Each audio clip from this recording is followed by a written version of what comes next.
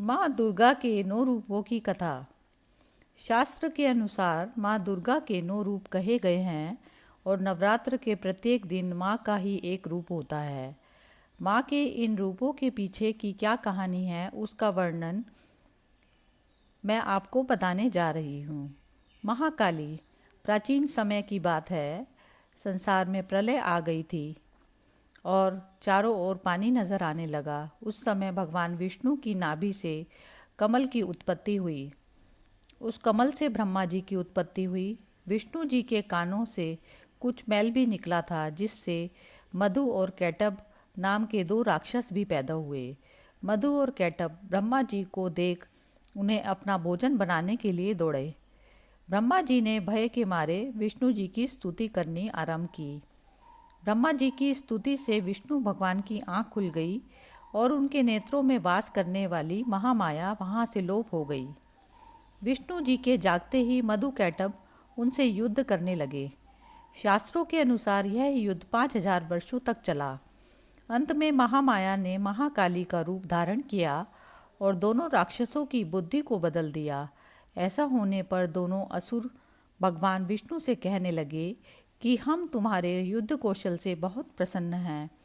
तुम जो चाहो वह वर मांग सकते हो।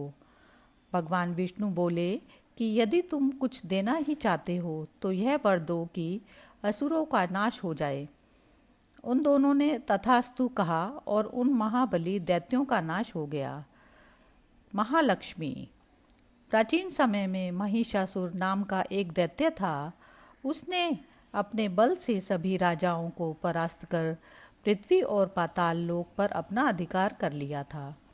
अब वह स्वर्ग पर अधिकार करना चाहता था, तो उसने देवताओं पर चढ़ाई कर दी। देवताओं ने अपनी रक्षा के लिए भगवान विष्णु तथा शिवजी जी से प्रार्थना की। उनकी प्रार्थना को सुनकर दोनों के शरीर से एक तेज पुंज निकला और उसने महालक्ष्मी का रूप धारण किया। इन महालक्ष्मी ने महिषासुर का अंत किया और देवताओं को दैत्यों के कष्ट से मुक्ति दिलाई। चामुंडा देवी। बहुत सब पहले संसार में 2 राक्षसों की उत्पत्ति हुई, जिनका नाम शुंभ व निशुंभ था।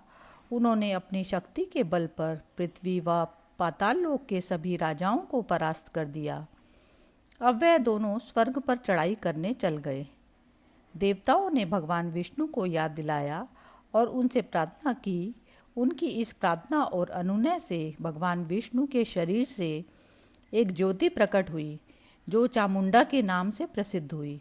देखने में वह बहुत सुंदर थी और उनकी सुंदरता देखकर शुंभ और निशुंभ ने सुग्रीव नाम के अपने एक दूत को देवी के पास भेजा कि वह उन दोनों में से किसी को अपने वर के रूप में स्वीकार कर ले। देवी ने उस दूत को कहा कि उन दोनों में से जो उन्हें युद्ध में परास्त करेगा वह उसी से विवाह करेगी।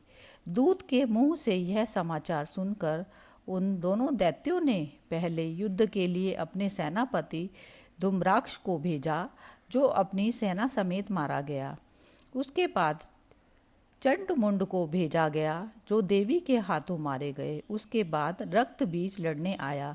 रक्त बीज की एक विशेषता यह थी कि उसके शरीर से खून की जो भी बूंद धरती पर गिरती, उससे एक वीर पैदा हो जाता था। देवी ने उसके खून को खप्पर में भर लिया और पी लिया। इस तरह से रक्त बीज का भी अंत हो गया। अब अंत में शुंभ निशुंभ लड़ने आए और वह भी देवी के हाथों मारे गए। योग माया। जब कंस ने देवकी और वासुदेव के 6 पुत्रों को मार दिया, तब 7वें गर्भ के रूप में शेषनाग के अवतार बलराम जी आए और रोहिणी के गर्भ में स्थानांतरित होकर प्रकट हुए। उसके बाद 8वें गर्भ में श्री भगवान कृष्ण प्रकट हुए। उसी समय गोकुल में यशोदा जी के गर्भ से योग माया का जन्म हुआ। वसुदेव जी को कृष्ण को वहां छोड़कर योग माया को वहां से ले गए। कंस को जब 8वें बच्चे के जन्म का पता चला तो वह योग माया को पटक कर मारने लगा, लेकिन योग माया उसके हाथों से छिटक कर आकाश में चली गई और उसने देवी का रूप धारण कर लिया।